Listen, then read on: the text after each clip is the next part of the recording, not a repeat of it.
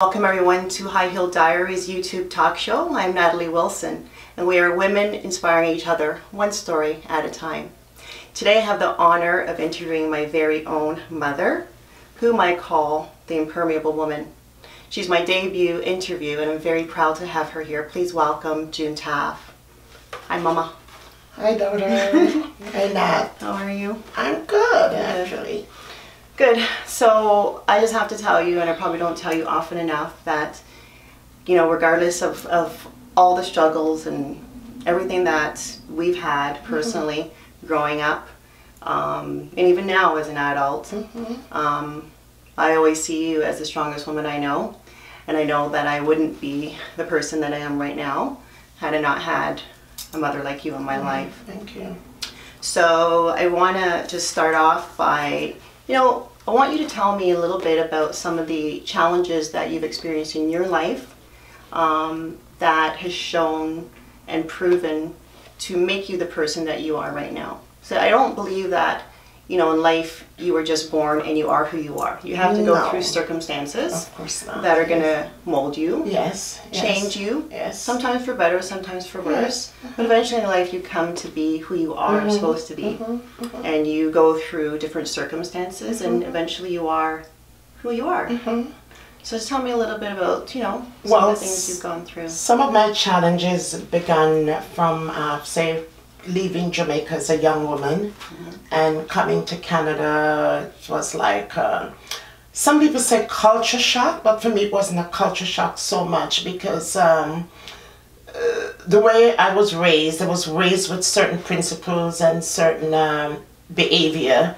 So I came here and you make some adjustment, of course, but then you come into this country and you're dealing with cold weather, you're dealing with maybe school, extra classes, and people that you have to deal with, mannerism, behaviors, and you deal with all those.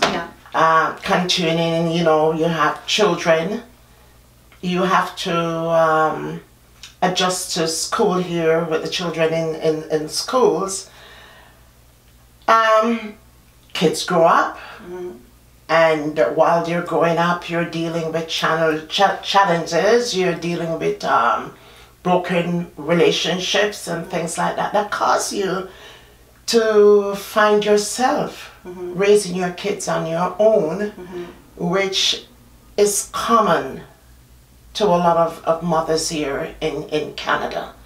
So yes, having to develop that emotional ability where I am mother and father and everyone to these children, it would have to make you stronger. Then you become an aunt to dear friends and you're accommodating other kids who are having issues. How can it not make you stronger? And you're already dealing with, being in a new country, and that's a challenge in itself. Yes. And you came with my brother, your first child. And then the others came. So No. Carl was born here. That's what I said. You came with when you came here. Okay, you came here. I'm still learning. So Carl was born here. Carl was born here. You came young, and then you had him I came young and I had him young. Yes, exactly. Yes. Right. Yes. So so children and adapting and what other life circumstances do you think have you gone through even as an adult? Working yourself through the job situation to when you know that you have to be the mainstay when it comes to taking care of your children, job losses, and situations like that, deaths, just life throw things at you in the most unexpected manner. And we're going to talk about that. Right. Death.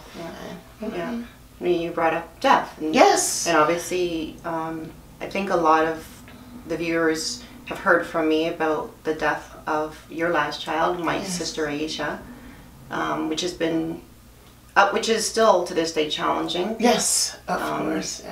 And I mean, I can never imagine having lost a child.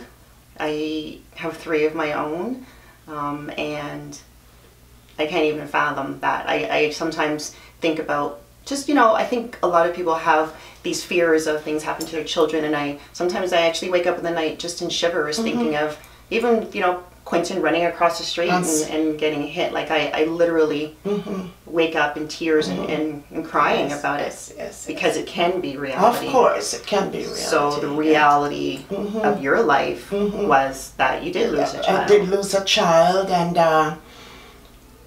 I remember, we are supposed to be empathetic to one's pain, we're fellow men pain.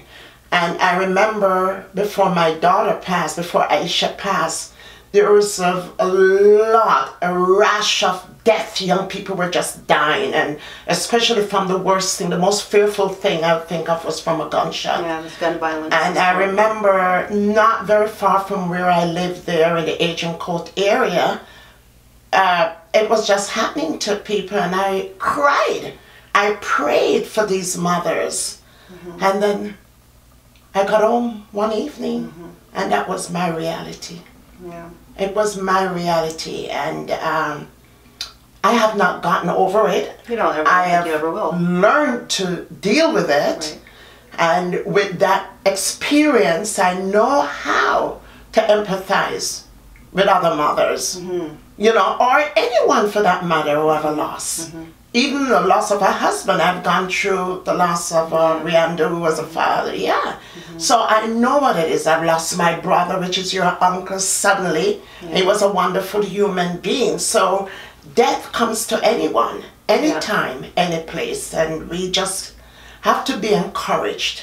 So what is it that has made you keep strong through all these years? I mean, it's been 14 years now. And I mean, no one would see you walking around or see you, engaging in conversation and being around other people's children and ever see you outwardly saddened anyways with the fact that that you don't have your last child and you lost her by gun violence. So what makes you so strong, and what keeps you going, or what is the realization that you have about death that makes it comfortable and okay for you to first of all, it's incumbent on me to say faith. It has to be faith.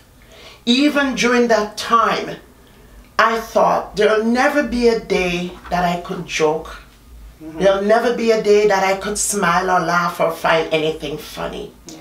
But with the help of friends, with the help of, I had a very good support from a lady, Trudy White, from Rosewood. Oh, God bless her. She was really, Pastor Trudy was good support.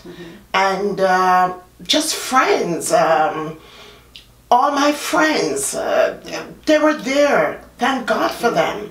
And with these people being in your corner, I remember nights I would lay and I would dream seeing my daughter right up, and I would literally look at her and said, "What are you doing here?" She came to me in the form of an angel. This may seem silly, but it's not. It's true. Because God find a way to ease your pain by reassuring you that it's okay even after that. And that is what I use. That is what I use. And I'm glad you brought up supportive friends and supportive, people like Pastor Trudy, because the whole premise of the show and High Heel Diaries, what I'm doing, is about women inspiring each other, one story at a time. And I really believe that we need to support and help and have each other's backs, and not judge, not look and say, what, she looks like this, or she drives that or lives like this, so she is this something in particular, or she is a way in particular. But judgment. Understand that women, people in general, deal with a lot of things, and they might not show it. But internally, they're dealing with it. I guess for me too, having 3 other children, and at the time 2 granddaughters, it was so easy for me not to fall or not to fail. Because you had to. Because I look at them and I know I need to be there for you, especially you know, you have children and everybody's different. Everybody shows their pain differently. Yeah. Tanya doesn't show it much. Carl is quiet in his own resilience, and you... These are my other siblings. Yes, and you, you showed it. I know you were carrying that pain, and you would lash out through that pain sometimes. I know that. And we all do. Yeah, we all do. We all carry it. You know? I know that all of my siblings carry it in different ways, but some Yes. are more vocal about it. Yes. So yes. everybody deals with this differently. But for some reason, I saw your pain more. I don't know why. I think I've always been that Yes. child. I Yes. show, I'm verbal and I show emotion Yes, a and little you bit saw more. your pain more. And therefore, it was just important for me to stay strong. You remember that letter I wrote to every one of you guys saying, I have lost a daughter, but I don't know what it is to lose a sibling. You might not remember. Everybody got that card. I bought a card, and that was the reason why I did that. Because I wanted you guys to know that not because I lost a child, I was impervious to your pain. Yeah. I appreciate that. Yes, yeah. I do remember. So, in all of that said, and all of the challenges, would you say that, like, what would you say helped you the most overcome everything? Your faith, other people? Like, what was more helpful? In My you faith. overcoming? Definitely. My faith. My faith, because I use my mother as example, and she had faith. I use my sister as an example. They had faith. So how could I not have faith? Because I have to believe that there's a better. Yeah. And the only way you can think it will get better is by having faith, and faith comes with hope. Yeah. And that is how I overcome any challenges, as a matter of fact, that I face, is to always believing that it's going to be better tomorrow. Good. Yes. So I want to ask you, that's, you know, that even might be another topic for, like a whole topic for another show, because there's a lot of factors to explore when it comes to talking about death and how people deal with it and humanity. But we're going to talk some more about some other things. And we spoke about being, you know, when relationships end and you sometimes have to raise children on your own. There's a lot of single parents out there. Yes. What advice can you give to single mothers to let them know that even when it seems dark and you just, you know, you feel like you can't do it all, what would you say to them in order to pick them up and know that, you know what, you'll be okay. And your children will be appreciative of everything. You will be okay as long as you keep your children close. Never give up on your children, because it's not going to be perfect. God gave you your children, He didn't tell you that it was going to be perfect. So you have to understand that. And of course, you know, parents get disappointed just like our children get disappointed in parents. Because first of all, we're fallible because we're human beings, right? So what as a mother I may do, another mother may look at it and say, oh, you know, and that is the problem about judgment, where we have to be supportive to one another, our fellow mothers, without being judgmental, because walk a mile in my shoes before you understand what one is going through. Yeah, you have to do what you know best how to do at that time and with your circumstances, right? Exactly. Yeah. Given the same set of circumstances, would you do the same or would you not? Yeah. Exactly. So I just simply say to mothers, keep your children close. Constantly tell them you love them, even when you don't want to love them. Constantly tell them you love them, and if you can't say it, show them. Yeah. Because actions speak more. And I do when I'm raising, when I'm dealing with a situation with our children. I often think before I speak. I think, what are they going to think in 10 years when they think about how my mom raised me, or things my mom said to me, or things my mom did or didn't do with me. I often think about that before I reprimand or, you know, scold them, because I want them to have good memories, but I also want them to know that I did what I need to do for them to succeed in life.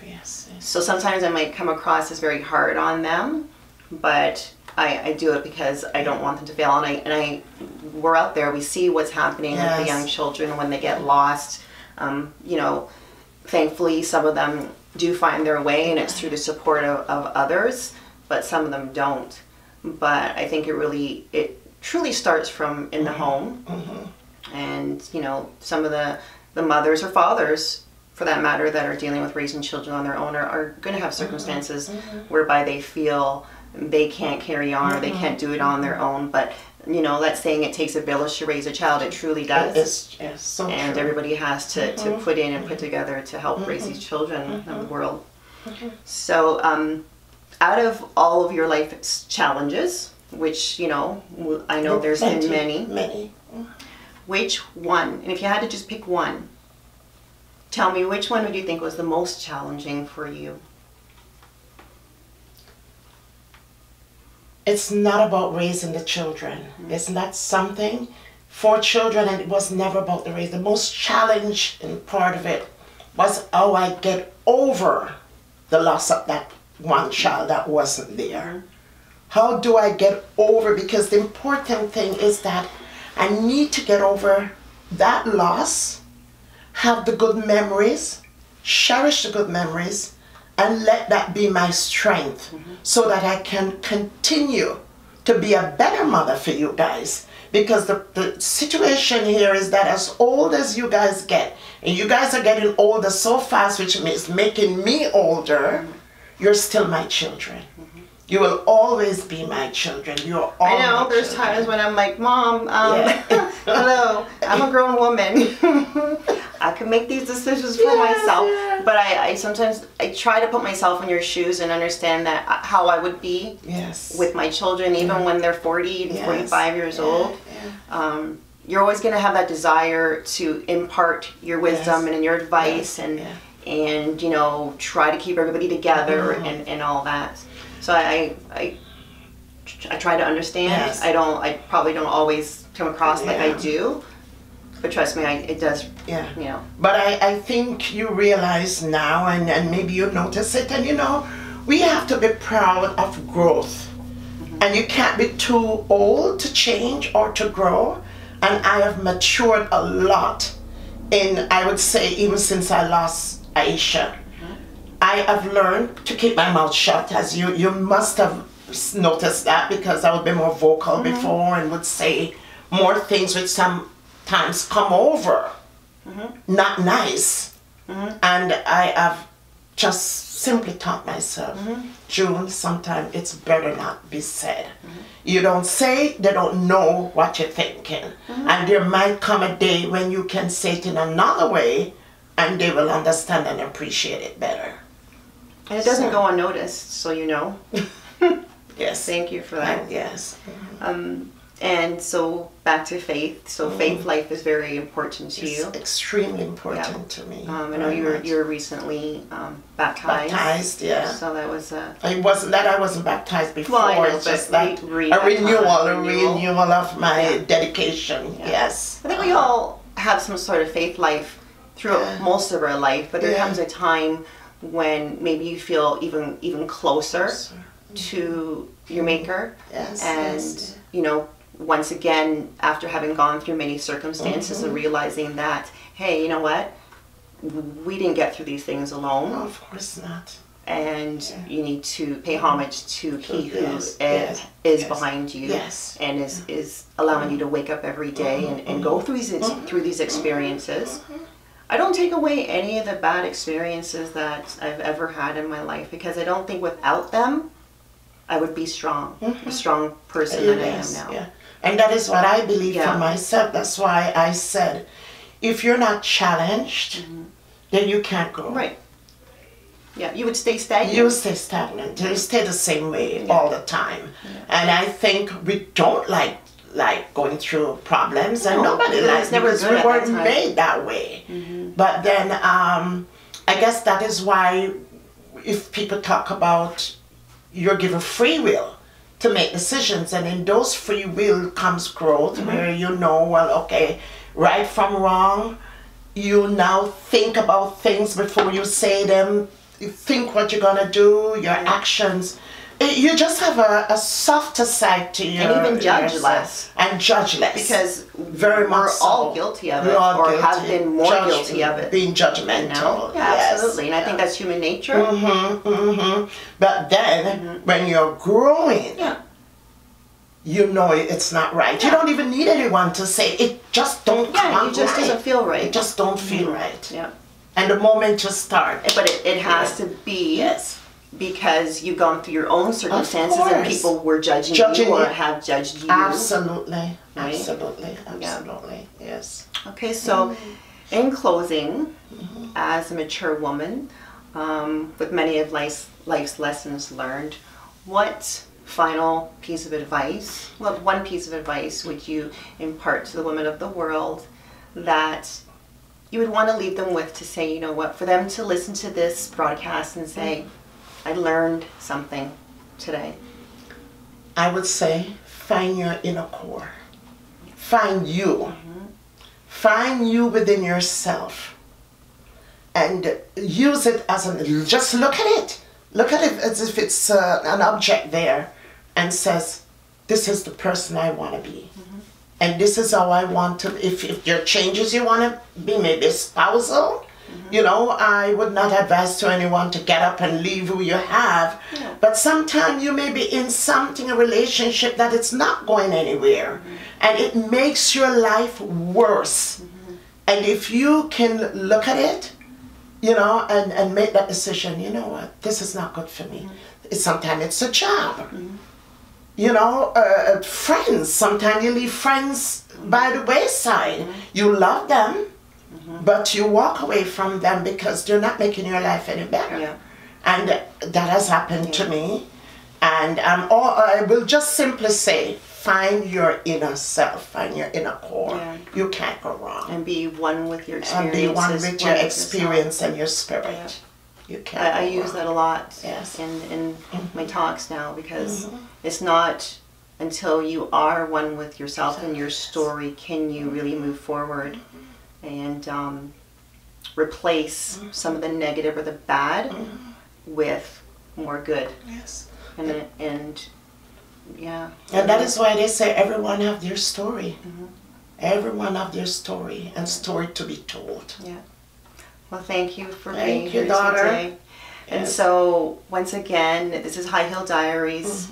This was June Taffe. I call her, again, the Impermeable Woman, because I find that throughout her life, she dealt with things, but nothing broke her. And we are women inspiring each other, one story at a time.